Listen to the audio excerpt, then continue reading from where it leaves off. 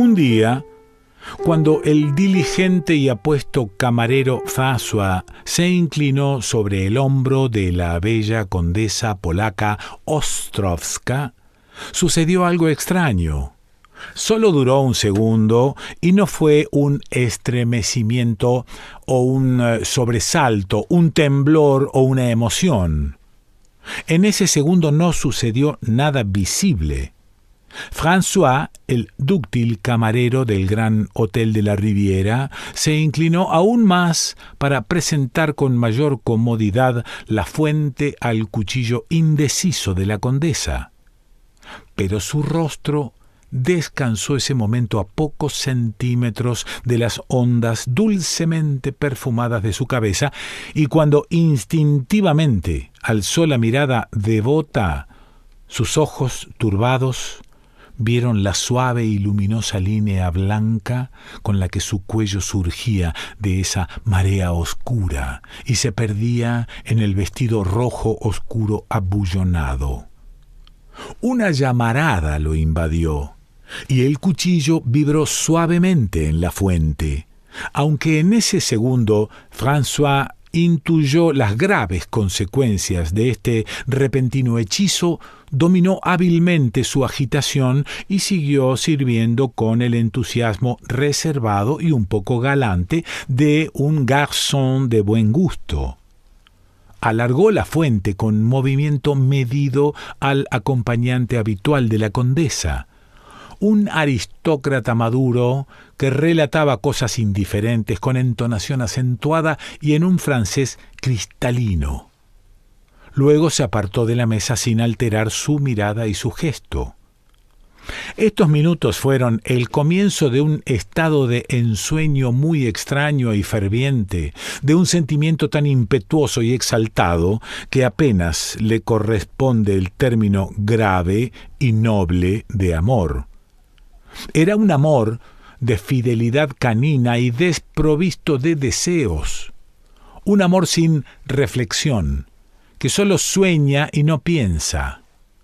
Olvidó por completo ese injusto desprecio que incluso personas inteligentes y circunspectas manifiestan hacia seres humanos que visten el frac de camarero. Su ternura no era la de las miradas secretamente alusivas y al acecho, la pasión sin sentido de labios sedientos y manos temblorosas. Era una aplicación silenciosa, un prevalecer de aquellos pequeños servicios que son tanto más excelsos y sagrados en su modestia cuanto que permanecen a sabiendas ocultos. Después de la cena, alisaba las arrugas del mantel delante de la silla de la condesa con dedos tan tiernos y dulces como quien acaricia las manos queridas y plácidas de una mujer. Con el mayor cuidado llevaba las copas que habían tocado sus labios a su estrecha y poco aireada buhardilla, y de noche las dejaba relucir a la luz perlada de la luna como si fueran joyas preciosas. Constantemente era, desde cualquier rincón, el secreto observador de sus movimientos y actividades. Bebía sus palabras como quien paladea lascivamente un vino dulce y de perfume embriagador. Y recibía las órdenes ávido, como los niños la rápida pelota en el juego. Así, su alma embelesada introdujo en su pobre e indiferente vida un brillo cambiante y opulento. No corresponde trasponer todo el episodio a las palabras frías y destructivas de la realidad de que el miserable camarero François amaba a una condesa exótica e inalcanzable, porque él no la sentía como realidad, sino como algo excelso, muy lejano, que bastaba con su reflejo de la vida.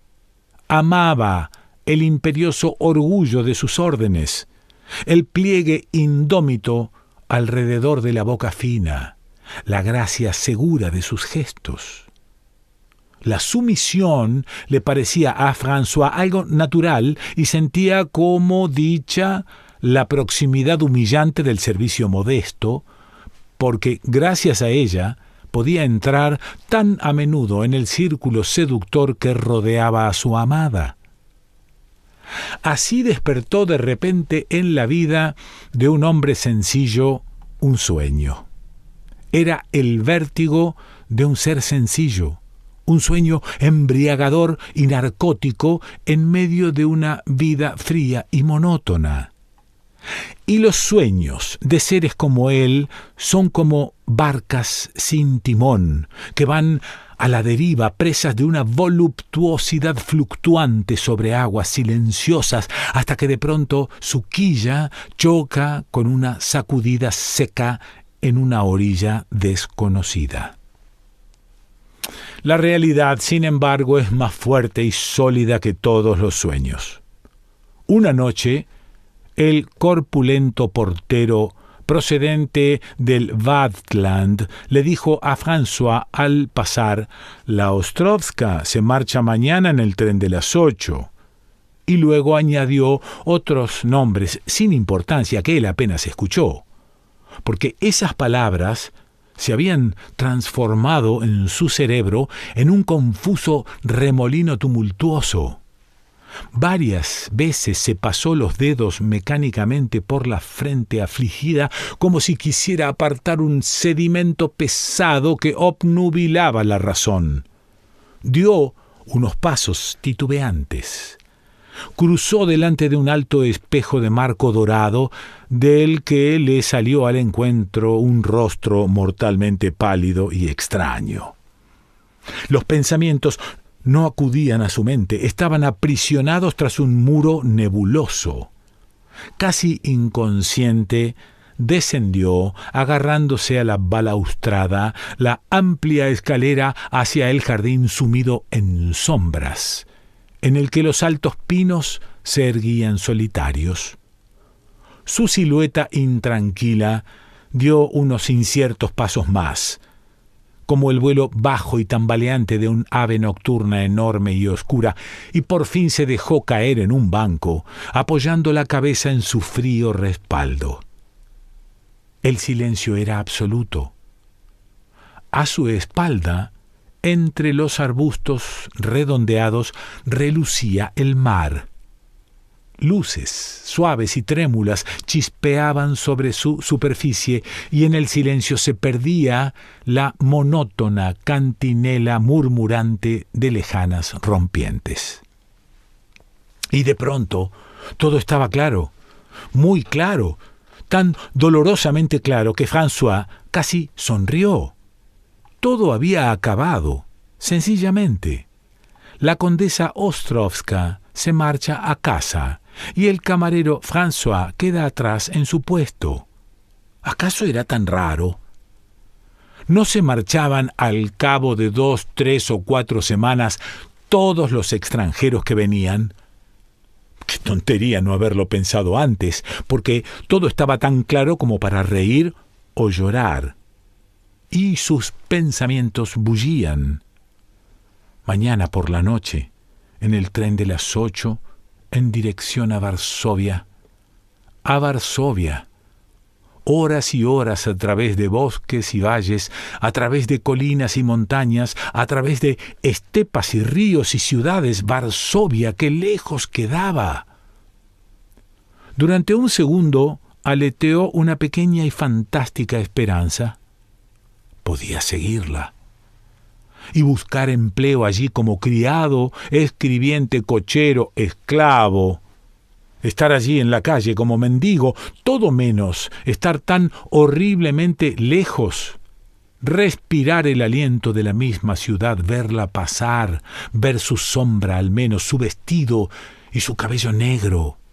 Ya surgían precipitadas visiones, pero el momento era duro e implacable. François vio lo inalcanzable desnudo y claro. Calculó 100 o 200 francos ahorrados en el mejor de los casos. No bastaban ni para la mitad del camino. ¿Y entonces qué? Como a través de un velo desgarrado, vio de pronto su vida. Presintió lo pobre, miserable y fea que sería de ahora en adelante. Lo recorrió un escalofrío, y de pronto todas las cadenas de pensamientos confluyeron arrebatadas e imparables.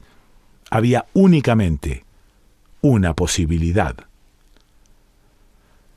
Las copas de los árboles se mecían en una brisa apenas perceptible. La noche oscura y negra se alzaba amenazadora ante él. Entonces se levantó del banco y se dirigió hacia el gran edificio que dormía en blanco silencio. Debajo de una de sus ventanas hizo un alto. Estaba ciega y sin un signo brillante de luz en el que se hubiera podido encender el deseo soñador. Ahora su sangre circulaba con latidos tranquilos y se alejó como alguien al que ya nada confunde y engaña. En su cuarto se echó sin agitación alguna sobre la cama y durmió con un sueño denso y sin imágenes hasta la señal matutina del despertar. Al día siguiente su comportamiento se ciñó con fría indiferencia al cumplimiento de sus obligaciones, y sus gestos tenían una seguridad tan absoluta y tan despreocupada que nadie hubiera imaginado detrás de la máscara feliz la amarga decisión. Poco antes de la hora de la cena, acudió con sus pequeños ahorros a la florería más selecta y compró flores exquisitas que en su espléndido colorido le sugerían palabras, tulipanes del color del oro fogoso, que eran como la pasión, crisantemos blancos de amplia corola, como sueños luminosos y exóticos, finas orquídeas, las imágenes estilizadas del deseo, y luego compró un valioso jarrón de cristal con destellos opalescentes. Los pocos francos que aún le quedaban se los regaló al pasar, con un gesto rápido y distraído, a un niño que pedía limosna. Luego volvió al hotel.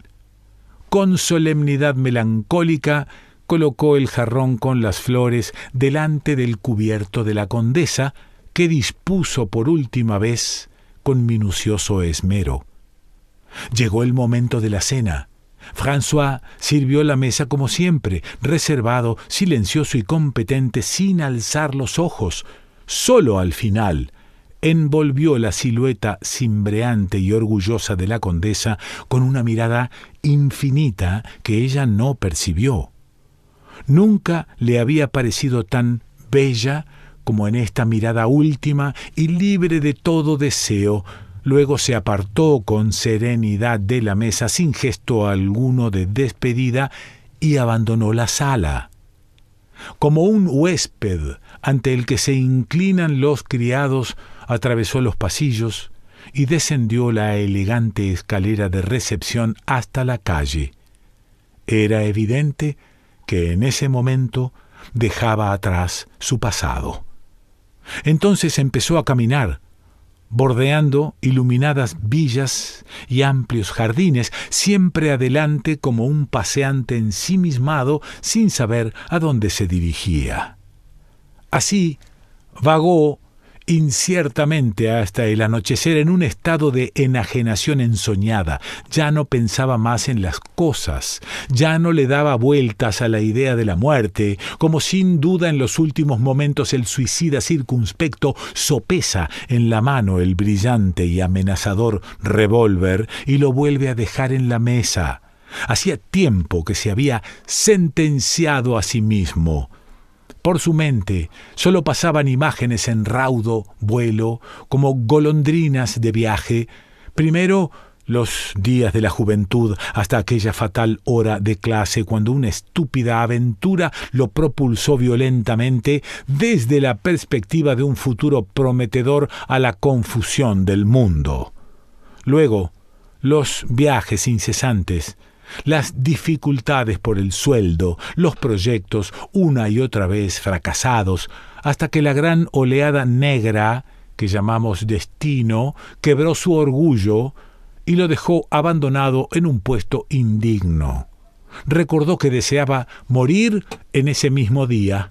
Durante un rato recapacitó sobre los muchos caminos que conducen a la muerte, hasta que lo traspasó un pensamiento. En su sombría cavilación se le ocurrió un funesto símbolo.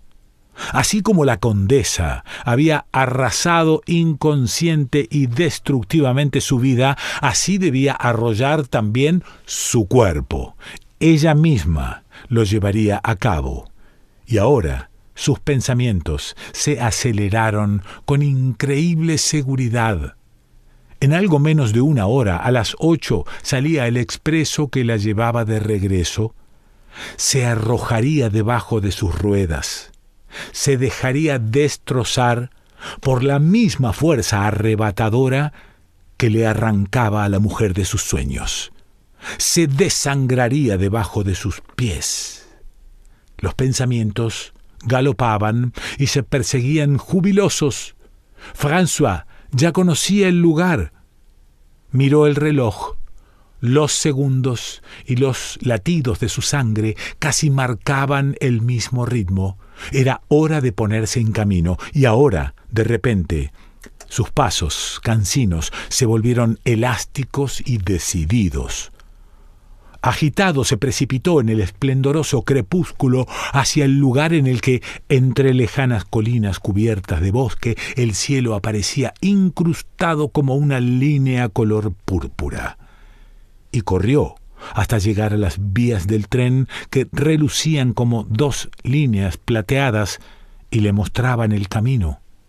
Lo condujeron por una ruta sinuosa hacia la altura, a través de profundos valles cuyos velos de niebla atenuaban, plateados, la luz cansina de la luna. Lo condujeron ascendiendo a las colinas, desde las que se veía a lo lejos que el mar vasto y nocturno refulgía con sus brillantes luces costeras. Ya era tarde cuando François llegó con respiración entrecortada a la ladera oscura del bosque. Los árboles lo rodeaban, lúgubres y negros.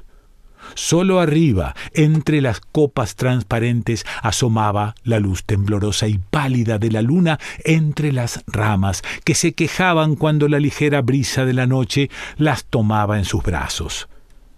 François solo esperaba y miraba fijamente si allá abajo, en la curva de la primera serpentina ascendente, asomaba la luz roja del tren. De vez en cuando consultaba nervioso el reloj y contaba los segundos. Luego volvía a prestar atención al lejano grito del tren, pero era imaginación suya. El silencio era total. El tiempo parecía haberse congelado. Por fin brilló allá abajo la luz. En ese segundo, François sintió una sacudida en el corazón, aunque no hubiera podido decir si de temor o de alegría. Con un movimiento impetuoso, se tiró sobre las vías. Al principio solo sintió un instante el agradable frío de las vías en su sien. Luego aguzó el oído. El tren aún estaba lejos, podía tardar algunos minutos. Ahora no se oía nada, excepto el susurro de los árboles en el viento. Los pensamientos saltaban confusos. Y de pronto, uno, que permaneció clavado como una dolorosa flecha en su corazón, que él moría por ella y que ella nunca lo sabría. Que ella nunca sabría que una vida ajena había venerado la suya y se había destrozado contra ella. Apenas perceptible y muy lejano se oía jadear por el aire casi quieto el golpeteo rítmico de la máquina que remontaba la pendiente. Pero el pensamiento seguía quemando con igual fuerza y atormentaba los últimos minutos del moribundo. El tren se aproximaba más y más con su estrépito metálico, y entonces François abrió una vez más los ojos. Sobre él se extendía un cielo mudo de un azul casi negro y las copas tranquilas de unos árboles. Y sobre el bosque resplandecía una estrella blanca, una estrella solitaria sobre el bosque. Las vías empezaron a vibrar suavemente y a zumbar bajo su cabeza, pero el pensamiento ardía como fuego en su corazón y en la mirada que abarcaba toda la intensidad y la desesperación de su amor. Todo el deseo y esta última dolorosa pregunta se volcaron en la estrella blanca y reluciente que miraba sobre él. El tren se aproximaba más y más, y el moribundo envolvió una vez más con una última e inefable mirada la estrella sobre el bosque. Luego cerró los ojos. Las vías temblaron y vibraron. La marcha estrepitosa del presuroso tren se acercaba más y más, y el bosque resonaba como grandes y martilleantes campanas. La tierra pareció tambalearse. Aún un aturdido chirrido, un estruendo arremolinado, luego un estridente pitido, el grito de animal asustado del silbato del tren y la queja disonante de un freno inútil. La bella condesa Ostrovska ocupaba en el tren un compartimiento reservado. Desde el inicio del viaje leía una novela francesa mecida suavemente por el balanceo del vagón. El aire del estrecho habitáculo era sofocante y estaba cargado del denso perfume de muchas flores a punto de marchitarse. En las magníficas cestas de despedida, los racimos de lilas blancas ya dejaban caer la cabeza, cansinas como frutas excesivamente maduras. Las flores colgaban flácidas de sus tallos. Un atosigante bochorno calentaba las pesadas oleadas de perfume, suspendidas perezosas incluso en la presteza acelerada del tren. De pronto, la condesa dejó caer el libro con dedos fatigados. Ni ella misma sabía por qué. Una sensación misteriosa la invadió. Sintió una presión sorda y dolorosa. Un dolor repentino se apoderó de su corazón. Creyó que iba a asfixiarse en el vaho turbador de las flores, y ese aterrador dolor no cedía. Sentía cada vibración de las ruedas veloces. La ciega marcha hacia adelante la martirizaba indeciblemente. La asaltó un deseo fulminante de parar el impulso acelerado del tren, de detenerlo ante el oscuro dolor hacia el que se precipitaba. Nunca en su vida había sentido su corazón atenazado por algo tan horrible, invisible y cruel como en esos segundos de dolor inconcebible y miedo inexplicable. Y esa sensación se hizo más y más acuciante, y más apretaba la presión alrededor de su garganta. Como una plegaria, surgió en ella el deseo de que el tren parara. Ahí, de repente, un estridente silbato, el grito salvaje de aviso del tren y el quejido de los frenos con su lamentable chirrido, y el ritmo ralentizado de las ruedas aladas más y más lento, luego un tartamudeo mecánico y un golpe brusco. Con dificultad se acercó a la ventanilla para aspirar a bocanadas el aire fresco. El cristal descendió ruidosamente. Afuera, siluetas negras corriendo, palabras al vuelo de múltiples voces, un suicida bajo las ruedas, muerto en pleno campo. La condesa se estremece Instintivamente su mirada se alza hacia el cielo alto y silencioso y hacia los árboles negros mecidos por el viento, y sobre ellos una estrella solitaria sobre el bosque. La contempla y de pronto siente una tristeza como nunca la ha sentido, una tristeza llena de fuego y deseo como nunca existió en su vida. El tren reanuda lentamente su marcha. La condesa se reclina en la esquina de su butaca y lágrimas silenciosas se deslizan por sus mejillas. La angustia sorda ha desaparecido. Ya solo siente un profundo y extraño dolor cuyo origen busca explicarse en vano. Un dolor como el que tienen los niños asustados cuando despiertan en la noche oscura e impenetrable y sienten que están por completo solos. Stefan Zweig.